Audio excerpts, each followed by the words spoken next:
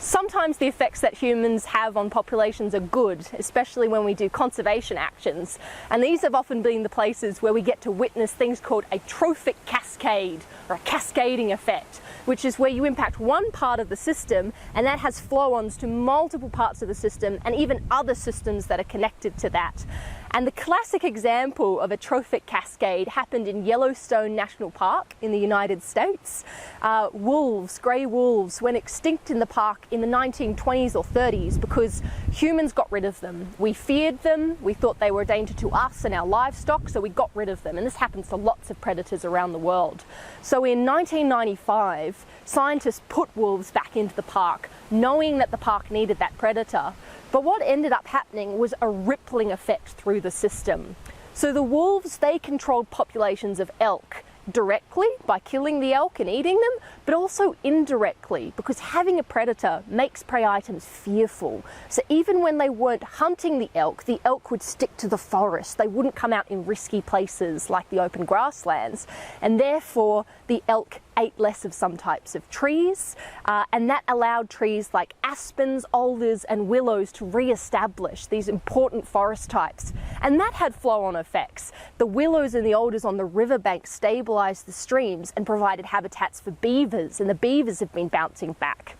And the wolves killing and eating things provided carrion, and this provided food for coyotes, ravens and other birds of prey. So one animal, one action, the wolves, ended up changing the entire system and the fundamental composition and makeup of it. And those kind of cascades can happen whether we mean to, in a conservation effect, and whether we don't, just because of human behaviours, trade and commercialisation. Disturbance is a natural part of ecosystems. You need little changes and movement in order to make the system complex and like a mosaic. So around me here we're seeing that we have some open grasslands, some closed woodlands, some small shrubs coming up, acacias who have died, and these little tiny pieces make the system diverse and beautiful. But in the same way that systems have evolved to have disturbance, they also have a threshold at which they cannot handle it. And the reason that human activities are bad and we're in this anthropogenic extinction is because humans are pushing the envelope of what natural systems can survive.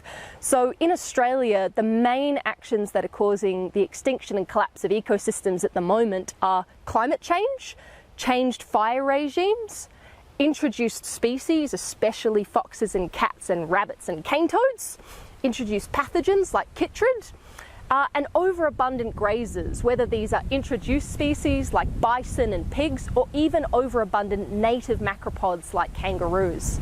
And also clearing and logging, which are causing habitat loss. So all of these things are pushing the resilience of natural systems.